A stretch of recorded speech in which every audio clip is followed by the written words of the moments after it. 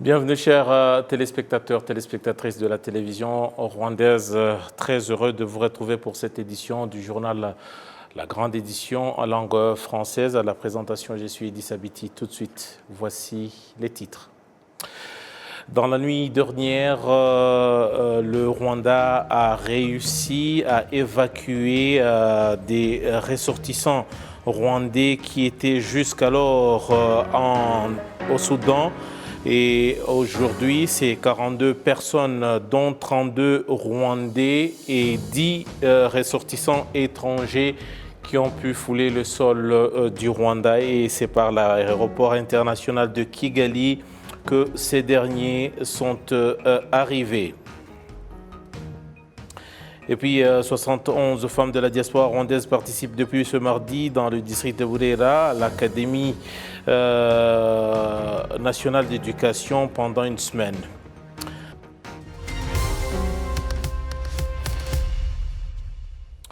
Je vous le disais en titre que la nuit dernière, le Rwanda a pu évacuer 42 ressortissants rwandais sur le sol rwandais. Ces derniers étaient accompagnés également de 10 autres personnes autres nationalités qui ont accompagné ces Rwandais.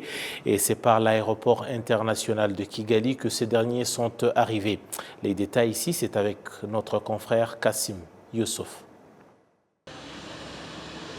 Francis Kihumuro est l'un des 42 personnes qui ont été évacuées du Soudan à bord d'un avion de Rwandair et à leur arrivée à l'aéroport international de Kigali, ils se sont sentis soulagés.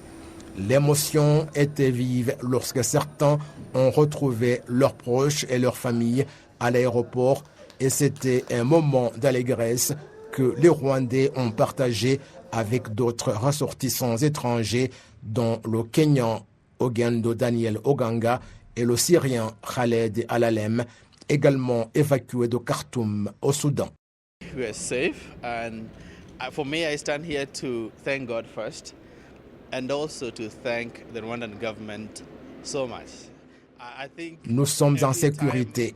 Je me tiens ici pour avant tout remercier Dieu et pour exprimer ma reconnaissance au gouvernement du Rwanda. Chaque fois, lorsque je suis au Rwanda ou à l'étranger, j'essaye de me présenter comme un Rwandais et je socialise avec eux.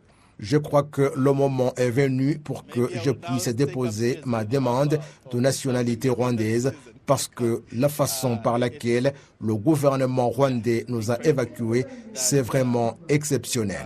C'est très important et un honneur et nous vous en sommes très reconnaissants. And we are thoroughly grateful for that. We've been really in a high risk and Nous étions en danger et ainsi je remercie le gouvernement du Rwanda et le chef de l'État pour l'aide qu'il nous a accordée et de l'attention qu'il nous a apportée. Nous sommes des Syriens et nous sommes arrivés dans notre deuxième pays, le Rwanda. Nous sommes en sécurité, heureux et reconnaissants. Rwanda, we are safe, we are happy, we are grateful and thankful. Parmi les 10 ressortissants étrangers que le Rwanda a évacués du Soudan, il y a 5 Syriens, un Kenyan, un Burundais, 2 Ougandais et un Nigérian.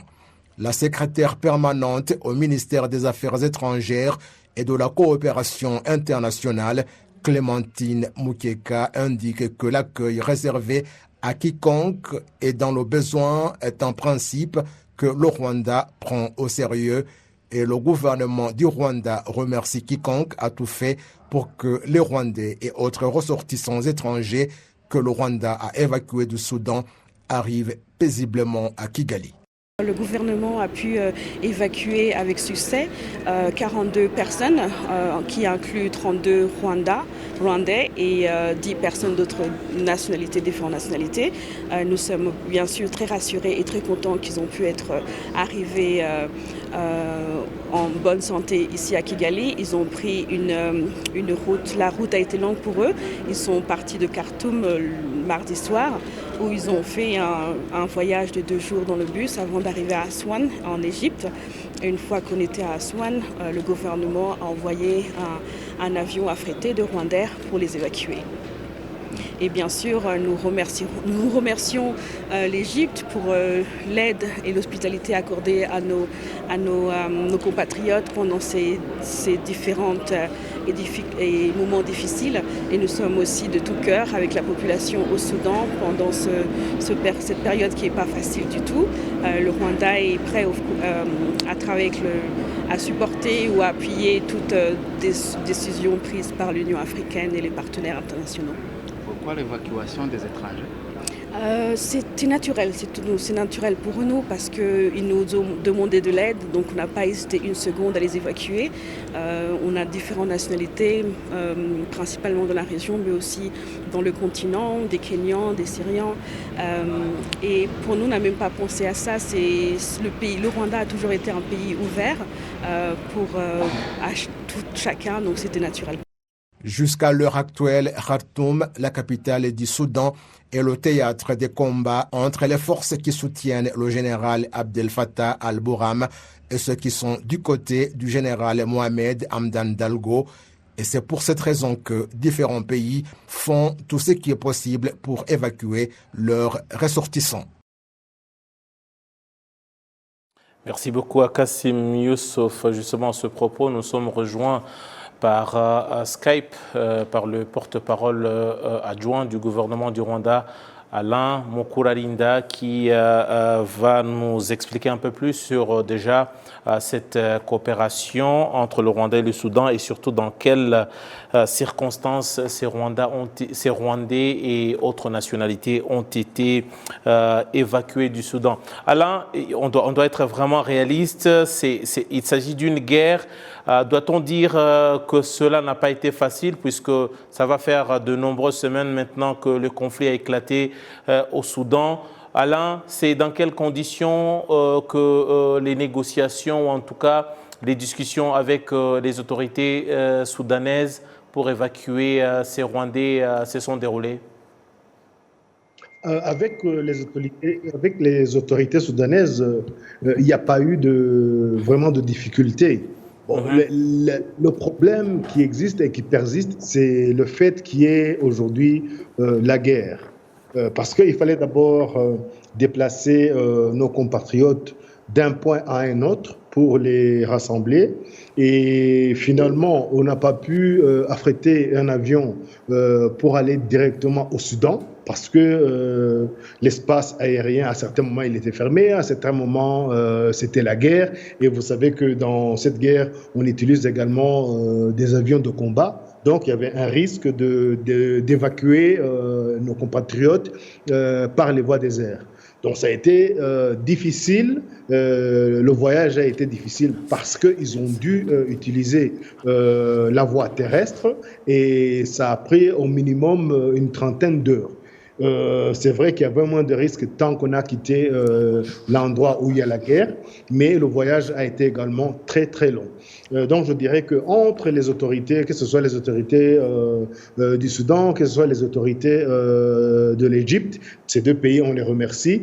Les relations, les discussions n'ont pas été difficiles. Ce qui a été difficile, c'est de rassembler les gens, de les convoyer du Soudan jusqu'en Égypte. Et là, on remercie également, je dirais qu'on peut remercier Dieu parce aucun Rwandais n'a été blessé ou n'a perdu la vie durant toute cette guerre et durant tout ce trajet. Alors, vous dites que des discussions ont été faciles, où les autorités soudanaises n'ont pas compliqué la tâche. Mais Alain, on sait qu'il y a quand même une situation assez délicate sur place. Il y a d'un côté, il y a deux généraux, il faut dire les choses telles qu'elles se présentent. Avec qui a été votre interlocuteur? Parce qu'aujourd'hui, on ne sait pas qui contrôle quel parti. C'est quel parti qui a été concerné exactement et surtout qui a permis cette évacuation-là vers le port d'Assouan où ces Rwandais et d'autres nationalités ont été repris? Comment est-ce que leur encadrement a été effectué? Aujourd'hui, la question ne se pose même pas. Oui, il y a la guerre, il y a deux factions, mais peu importe les factions qui se battent, nous reconnaissons toujours le gouvernement officiel reconnu par et l'Union africaine et la communauté internationale. C'est le président actuel et ce sont les autorités actuelles avec qui l'ambassade était en contact. Donc, sur ce point-là, il n'y a pas à chercher de midi à 14 heures. C'est avec ces autorités que l'ambassade du Rwanda a coordonner cette évacuation. Mais il faut dire également aussi, parce qu'on a vu que même si il y a des gens qui étaient dans l'autre côté, contrôlés par les militaires qui se battent, eux également, quand il s'agit de permettre aux gens aux personnes, aux différents étrangers d'être évacués, cela ne pose pas de problème. Et des fois, ils sont même protégés par l'une ou l'autre faction quand il s'agit d'évacuer les étrangers. Comme je le disais donc, on s'est coordonné, on était en contact avec les autorités officielles reconnues et ça n'a pas été, comme je vous l'ai dit, compliqué jusqu'à ce que les gens puissent quitter le territoire soudanais pour aller en Égypte. Alors Alain, on parle de 42 ressortissants rwandais et 10 autres nationalités. Alain, j'aimerais savoir, aujourd'hui, c'est tout comme Rwandais. Doit-on dire qu'il ne reste aucun Rwandais derrière? Non. Il reste 2 Rwandais et 2 Rwandaises d'ailleurs. Et ils l'ont fait d'une façon. Ils ont resté là-bas. Et donc, on est en contact avec eux, c'est-à-dire que l'ambassade connaît leur situation. Le ministère des Affaires étrangères au Rwanda connaît leur situation. Et le gouvernement rwandais est toujours prêt à intervenir si besoin est. Donc, s'ils avaient besoin d'une aide quelconque, je pense que le gouvernement rwandais, bien sûr, en fonction de la situation sur le terrain, va pouvoir les aider, mais ils sont restés là-bas de leur propre volonté et on espère qu'ils n'auront pas de problèmes dans les jours à venir. Alain Mukurarinda, vous êtes porte-parole adjoint du gouvernement rwandais. Merci beaucoup Alain pour votre éclaircissement par rapport à cette situation. C'est moi qui vous remercie. La présidente de la Chambre des députés au Parlement du Rwanda, Madame Donatille Mukabalisa, a reçu en audience ce mardi une délégation des parlementaires zambiens présents au Rwanda pour apprendre de son expérience en ce qui concerne, entre autres, le fonctionnement du Parlement.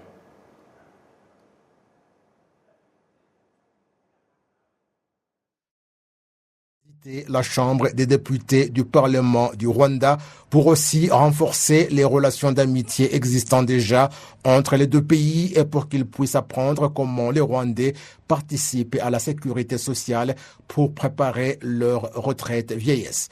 Le vice-président du comité en charge des innovations et de la promotion du développement au Parlement de la Zambie, Moses Moyo, à la tête de cette délégation, a fait savoir que le Rwanda est un pays qui a déjà prouvé la différence en matière de développement, surtout qu'après les défis auxquels il a été confronté, il s'est appuyé sur la résilience et s'est ainsi rapidement développé.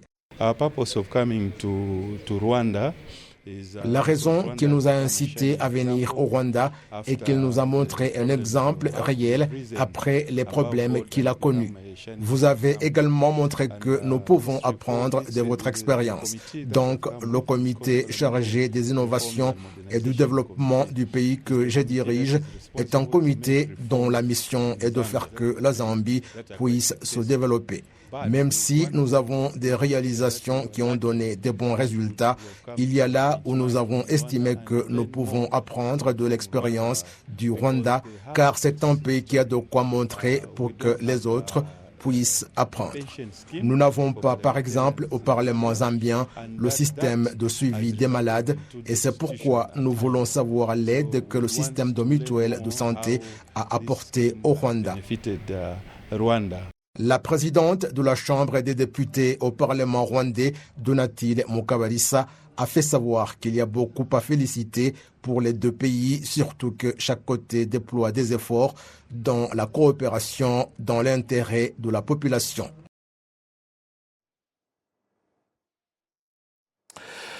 Les membres de StreetNet International Organization, c'est une organisation mondiale des commerçants ambulants engagés, ont visité le lundi dernier le marché de Kimiron. Nous sommes dans la banlieue de Kigali, qui a été construit spécialement pour ceux qui pratiquent le commerce informel.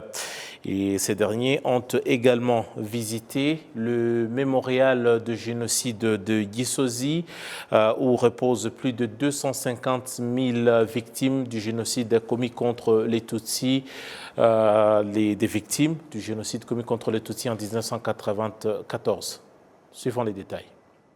Le mire à l'intérieur, vous allez lire. Des 100 délégués de 52 pays représentant d'autres commerçants du secteur informel engagés à travers le monde sont réunis au Rwanda pour le 7e congrès international de StreetNet. Lors de leur visite au mémorial du génocide de Kigali, on leur a expliqué davantage l'histoire tragique du génocide perpétré contre les Tutsis au Rwanda en 1994. Les membres du StreetNet International, dont la coordinatrice Osana Abdou et la présidente Sibanda Lorraine, ont fait savoir que la manière par laquelle le Rwanda s'est développé après le génocide perpétré contre les Tutsis est une leçon pour bon nombre de personnes. Je suis très heureuse du fait que nous sommes parvenus à visiter cette place pour que nous puissions nous rappeler ce que c'est l'humanisme et la collaboration, ce que nous ne devons pas faire et comment nous devons œuvrer pour l'entraide.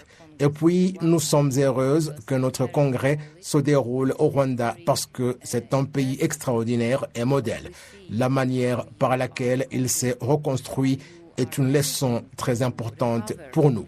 It is a very big lesson, especially for us.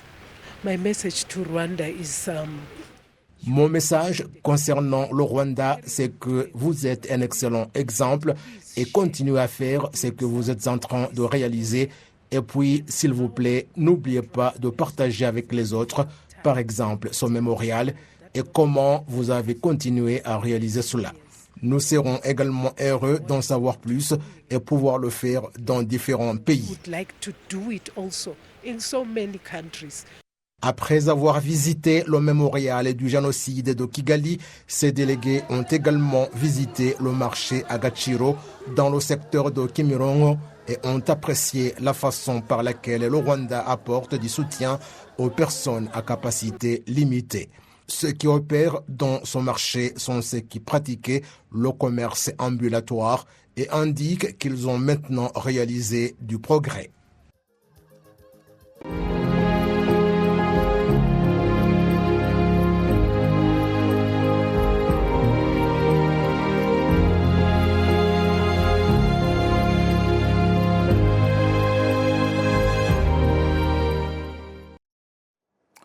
Poursuivons avec l'actualité nationale avec 70 femmes de la diaspora rwandaise qui participent depuis ce mardi à l'Académie nationale d'éducation située dans le district de Burera. Nous sommes au nord du Rwanda.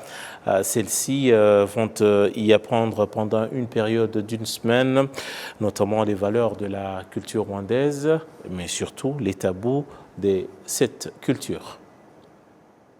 À la veille de leur participation à l'Académie nationale d'éducation civique, ces femmes de la diaspora rwandaise ont visité le site mémorial de Kigali à Gisozi, où on leur a expliqué comment le pays a sombré dans le divisionnisme, dont le paroxysme a été le génocide perpétré contre les Tutsis, ses effets sur le pays et comment il s'en est sorti. Certaines d'entre elles indiquent qu'elles entendaient parler de cette histoire sans avoir vu les preuves irrelatives.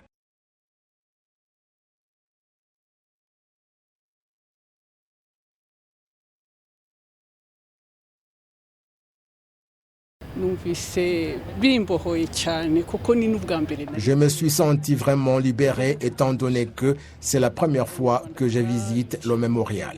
Nous, les Rwandais qui avons connu des moments difficiles, nous trouvons cela satisfaisant car nous pouvons enfin parler librement de notre passé. La directrice adjointe de la diaspora rwandaise de Belgique, Yvette Mutangana, indique que ce programme va également se poursuivre ultérieurement. J'interpelle donc tous les membres de la diaspora rwandaise dans d'autres pays à ce que ce programme ne puisse pas s'arrêter en Belgique seulement ou qu'ils viennent nous rejoindre dans ce programme, mais plutôt que nous puissions les aider et qu'ils approchent notre pays et les dirigeants pour qu'ils puissent également l'initier dans les pays où ils vivent. Au terme de cette formation à l'Académie nationale d'éducation civique, ces femmes de la diaspora rwandaise envisagent de visiter le palais du Parlement rwandais et le domicile des veuves suite au génocide perpétré contre les Tutsis à Nyamata, en district de Bugesera. La diaspora de Belgique a plus de personnes, plus de Rwandais qu'ailleurs. Et on a demandé ça il y a 2 ans. On avait une réunion des femmes et puis les femmes ont décidé de demander ça parce qu'on entendait beaucoup de Rwandais ici à l'intérieur qui bénéficiaient de cette formation du torero. Et on savait bien que ça bénéficie beaucoup dans le cadre de connaître ce que le pays est pour le moment, ce qui est passé, dans quoi il est passé. Et surtout qu'on avait besoin de transmettre ça à nos enfants qui sont à l'étranger. On a pensé que c'était très important qu'on ait cette formation et comme ça, on a eu la chance, ça a été admis l'année passée et on est là pour ça. On est très ravis de commencer cette formation aujourd'hui.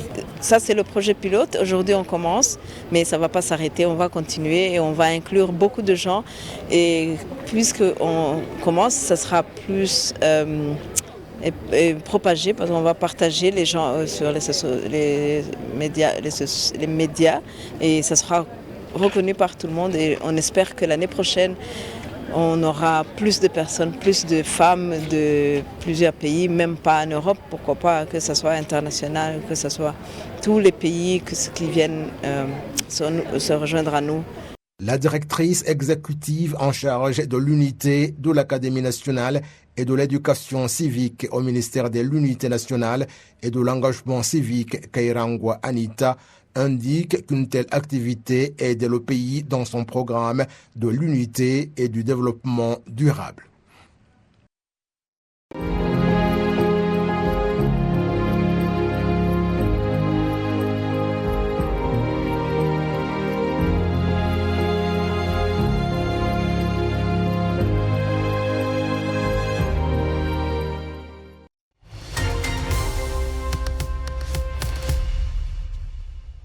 Voilà tout pour cette édition en langue française. Merci à toutes et à tous pour votre fidélité. J'aurai tout le plaisir de vous retrouver très prochainement pour une nouvelle édition. Au revoir.